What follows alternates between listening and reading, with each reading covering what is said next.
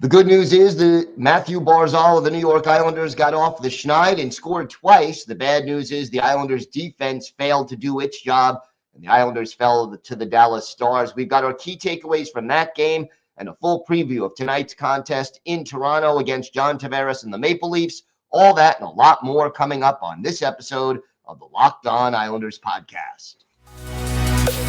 You're Locked On Islanders, your daily podcast on the New York Islanders. Part of the Locked On Podcast Network, your team every day.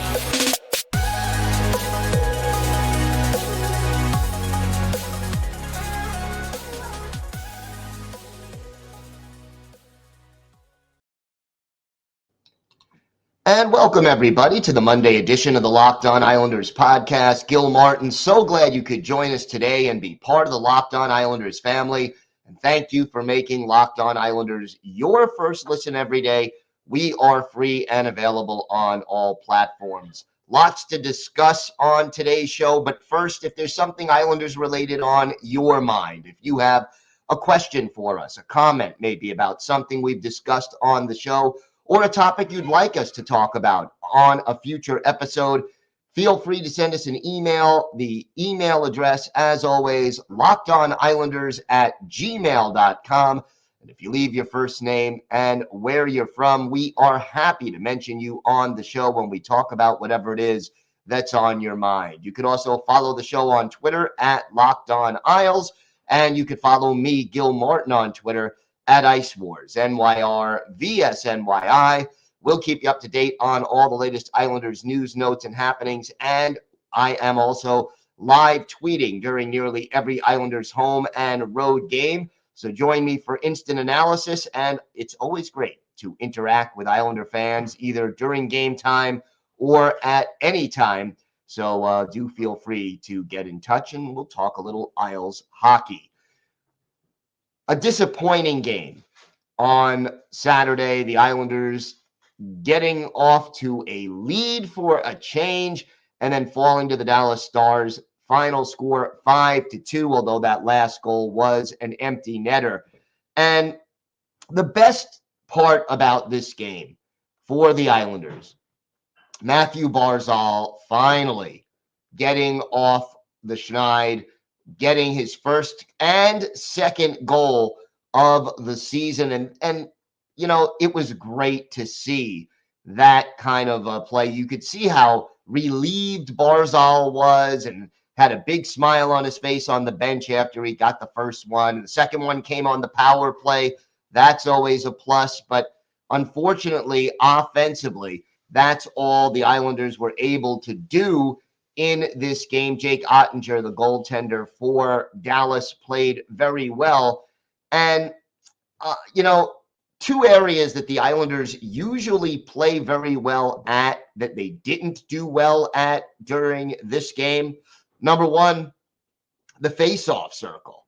Very surprising that the Stars ended up winning about 2/3 of the draws, and guys like J.G. Pageau, he lost only won 9 out of 21 faceoffs. Mathew Barzal only winning 2 out of 11 faceoffs. These are guys who, Casey Cizikas, 5 out of 15. These are the guys you count on to get you possession of the puck, and the Islanders just never really were able to get possession of the puck. So it created problems, and then defensively, this team just didn't have it. And you look at the score and you say, okay, Islanders end up losing this game 5-2, and Semyon Varlamov gives up 4 goals and 34 shots. Wasn't Varley's fault. You look at the way the Islanders played this game, and the defense just had too many breakdowns. You give up 35 shots on goal, but again, you look not just at the shots, but at the quality of the shots. So many of those shots from high danger areas, and too many times players on the Dallas Stars, especially Jamie Benn, who had a 3-point night, Tyler Seguin, Joe Pavelski, Mason Marchment. These guys were just given too much time and space. And more often than not, when there were rebounds, uh, it was the Stars picking them up. Dallas won far too many 50-50 puck battles in the Islanders zone, and more than that, that sort of extended some of the zone time, but more than that, when the Islanders had trouble clearing their zone, Dallas took full advantage of it. And you look at this one, Adam Pelech -3 in this game, Ryan Pulock -2, Noah Dobson -2. The defense, which is normally much more reliable, just wasn't reliable in this game, and it ended up costing the New York Islanders. So, yeah, the defense just broke down. And out of the 4 goals that Varley allowed, I can't say any of them were soft goals or goals that were really his fault. So you sort of add things up and you realize, okay, we weren't getting possession of the puck. We were having trouble clearing our own zone. And the other area that struggled was the power play. And the Islanders had, what was it, 5 power play chances in this game. Yeah, they scored 1 goal, but that was on the first try. And after that, it was just like, oh boy, if they could have gotten 1 more goal on the power play, I think you don't see such a one-sided finish where the Islanders gave up 4 unanswered goals to end the game. So overall, the Islanders' defense, more than anything, just cost them. And it was chance after chance, second and third chances that from the high danger areas, from the slot, from in close, that's what ended up uh, costing the Islanders more than anything. So now, this road trip that got off to such a positive start in Columbus, we're now looking at 2 games in a row that the Islanders have lost. So it's a 4-game road trip. They go to Toronto tonight to close it out. Winning this game in Toronto, even if they win in overtime or in a shootout, that's 4 points on a 4-game road trip. I'd take it. I wanted at least 5, but I would take 4 games when, 3 of them were against quality opponents. But it sort of becomes a little bit more important to win this game tonight than it did before you lost the last 2 games. Lane Lambert sort of has to read the pulse of this team and figure out where they go from here. Again, just not a great overall team effort by the Islanders. There were some bright spots other than Barzal. Certainly Oliver Wahlstrom getting an assist, had 3 shots on goal, and did not take a penalty. So Wally, almost 14 minutes of ice time. He did a good job. 3 block shots for Noah Dobson, 5 hits for Matt Martin. There were positives, and Varley's goaltending overall kept the Islanders in this game. One other note, Josh Bailey back in the lineup, was out there for 14 minutes, 48 seconds, had 1 shot on goal, did not figure in the scoring, but Coach Lane Lambert saying Bailey remains an important part of this team going forward, and that the reason he was out of the lineup against Nashville and Columbus basically was that those are bigger, more physical teams, and he wanted Ross Johnston in the lineup to face them. So Bailey back, did not make much of an impression in this game, but he was out there and did play. It just becomes a question now for the Islanders of figuring out what Bailey can do. They still have an open roster spot on this team as of right now, and it remains to be seen how they fill it. But that is sort of where we're at with this Islanders team. So tonight, Islanders and Maple Leafs, we've got a full preview of that game, including what the Islanders need to do to win it. All that, plus a lot more still to come on this episode of the Locked On Islanders podcast. Today's episode is brought to you by your friends at SimpliSafe. If you've thought about securing your home with home security, but you've been putting it off, you want to listen up. Right now, Locked On Islanders listeners can order the #1 rated SimpliSafe home security system for 50% off. This is their biggest offer of the year, and you won't want to miss it. Here's why I love it. In an emergency, you have 24/7 professional monitoring agents using Fast Protect technology, which is exclusively from SimpliSafe. It captures critical evidence and verifies that a threat is real so you can get priority police response. SimpliSafe is whole home security with advanced sensors for every room, window, and door, HD security cameras for inside and out, smarter ways to detect motion that alert you only when a threat was real, and even hazard sensors that detect fires, floods, and other threats to your home. Don't miss your chance to save big on the only home security system I recommend. Get 50% off any new SimpliSafe system at simplisafe.com/lockedonnhl. This is their biggest discount of the year, so don't wait. That's simplisafe.com/lockedonnhl. There's no safe like SimpliSafe. And thanks for making Locked On Islanders your first listen today. For your second listen, check out the Locked On Sports Today podcast. From the games that matter the most to the biggest stories in sports, go beyond the scoreboard and behind the scenes with local experts and insights only Locked On can provide. Locked On Sports Today, available on this app, YouTube, and wherever you get your podcasts.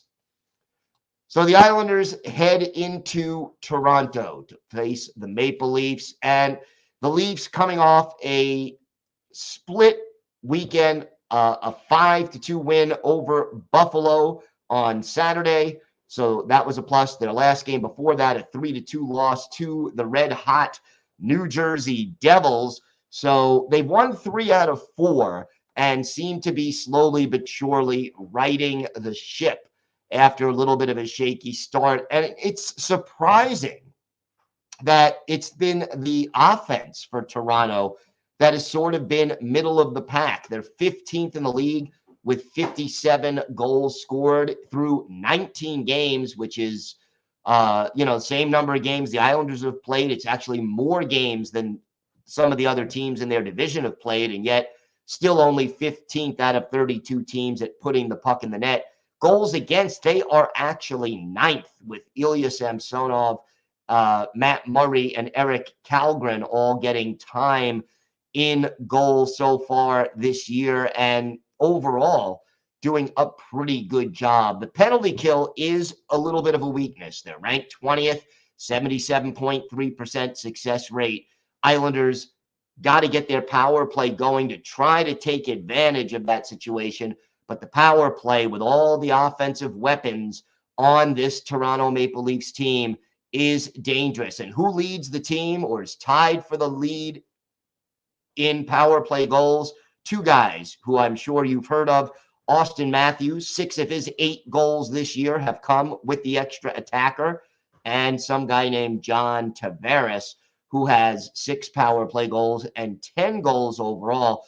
Tavares with 10 goals, 21 points through 19 games, second on the team, only behind Mitch Marner, who has 22 points and a team high 18 assists. Right behind him in that category, Morgan Riley, who has 16 assists and no goals, sort of doing the Matt Barzal thing. Of course, the difference being that Riley is a defenseman, so a little less is expected of him. You look at the line combinations for the Leafs. Austin Matthews, Michael Bunting, and William Nylander are the top trio. John Tavares centers the second line with Alexander Kafut and Mitch Marner flanking him. David Kempf is the third line pivot. Zach Aston Reese to his left, Dennis Malgin to his right. And then it's Pontus Holmberg, Pierre Engvall, and Kalle Jarkrock making up the fourth line. Morgan Riley and Jordy Ben are the top defense pairing. Mark Giordano and Justin Holl. The second grouping with Rasmus Sandin and Timothy Liljegren. As the third pair, Matt Murray and Eric Kallgren are the healthy goalies. Ilya Samsonov on IR, as are Jake Muzzin and TJ Brody. So don't expect to see them in the lineup. Islanders cannot afford to give too many quality power play chances to the Toronto Maple Leafs. That would be a problem for this team, and it's just a dangerous power play, no matter how you slice it. For the Toronto Maple Leafs, they are a quality offensive team.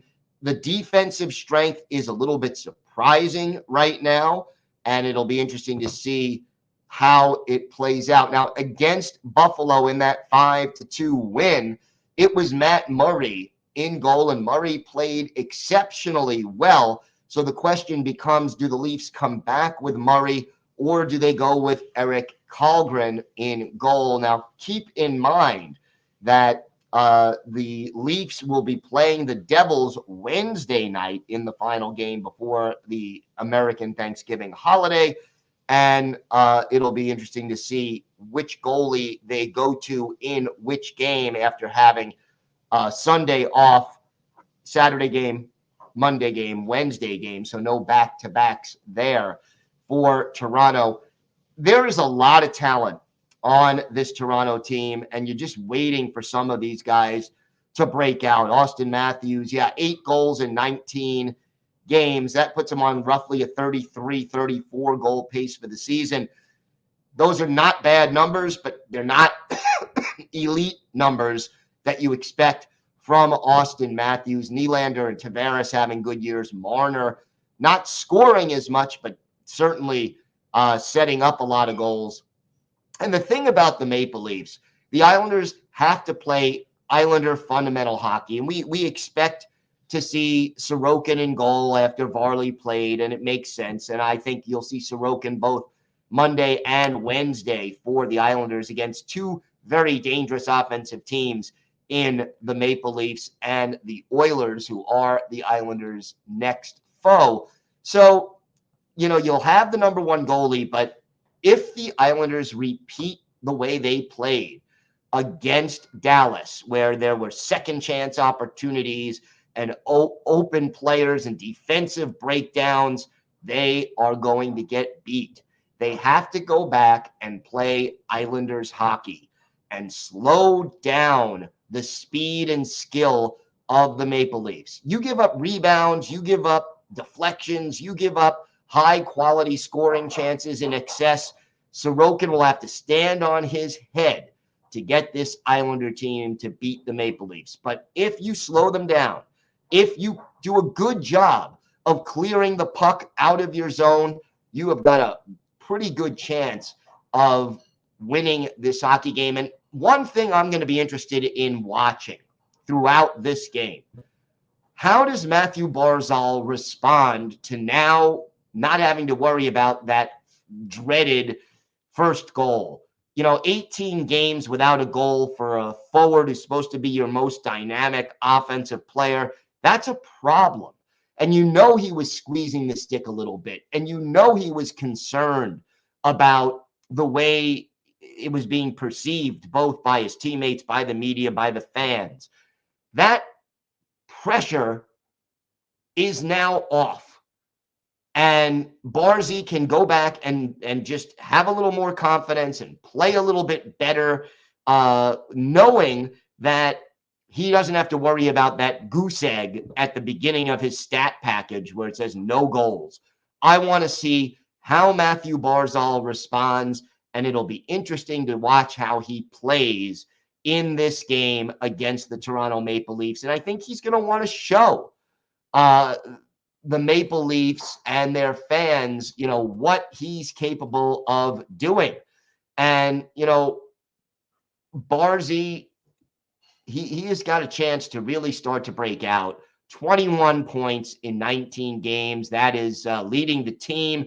But that goal number, I'm not worried about it staying very, very low. But, let's see if he can put together a little streak and really give this team a push offensively. Those are some of the things to look for in tonight's game. And I think, again, after 2 straight losses in Nashville and Dallas, winning this game becomes even more important for the New York Islanders. We have got more to get to on this episode of the Locked On Islanders podcast. We have our Islanders birthday of the day, a goaltender who was with the team briefly in the mid-90s. Let's see if you can guess who that is. We've got that and a whole lot more still to come on this episode of the Locked On Islanders podcast. Today's episode is brought to you by your friends at BetOnline. BetOnline.net is your number one source for sports betting info, stats, news, and analysis. Get the latest odds and trends for every professional and amateur league out there, from football to basketball to soccer and esports. We've got it all at betonline.net. And if you love sports podcasts, you could find those at BetOnline as well. We're always the fastest and easiest way to get your betting fix.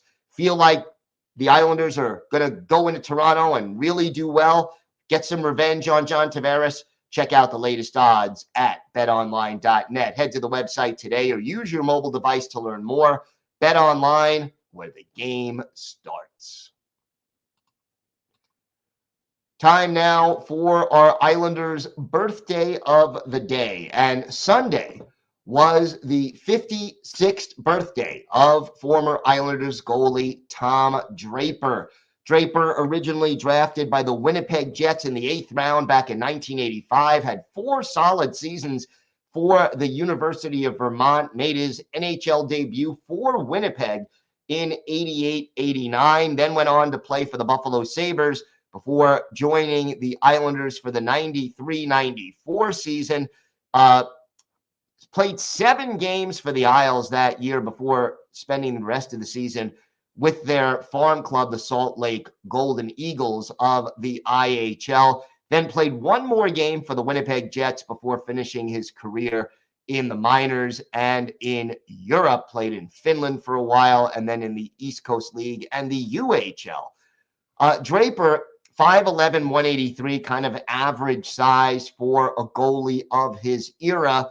Finished his career with a 3.70 goals against average, had 1 NHL shutout that came with Buffalo, and an .877 save percentage. He was kind of a journeyman, the kind of goaltender who was, solid and reliable, good minor league goalie, but sort of a replacement level player, for lack of a nicer way to put it, at the NHL level, where you can come up, he can give you some solid goaltending, but he wasn't going to be the reason you won too often during his brief NHL career. We look back at one of Tom Draper's better games as an Islander, October 29th, 1993, at the Thunderdome in Tampa.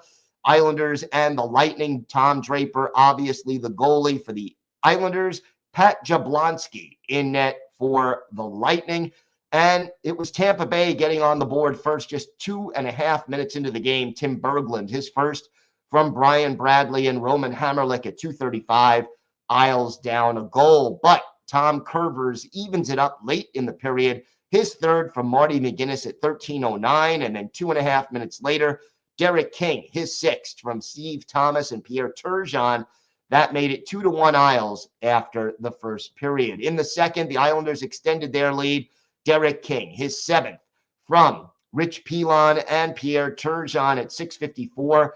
3-1 after 40 minutes in the Islanders' favor. And then the Islanders' power play goes to work. Hall of Famer Dennis Savard off for high sticking, and Ray Ferraro pots his fourth from Benoit Hogue and Tom Curvers at 7:40. That made it 4-1. Pat Elyanuk scored his third from Brent Gretzky, Wayne's brother, and Roman Hamrlik at 19:48 to get Tampa Bay closer.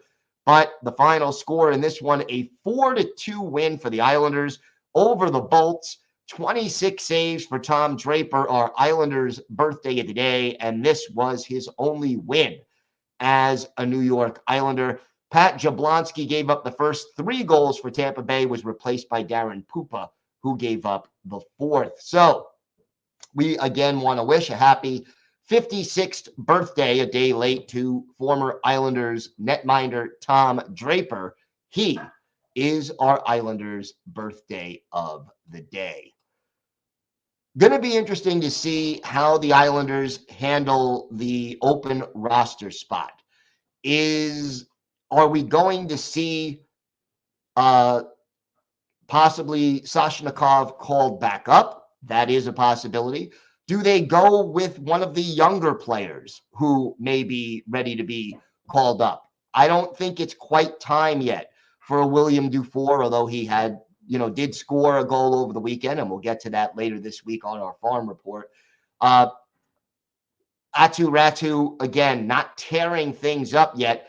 How do they handle this spot? As long as everybody stays healthy, they have one extra forward, so it's not an emergency to bring somebody up, but you get the feeling they want somebody available.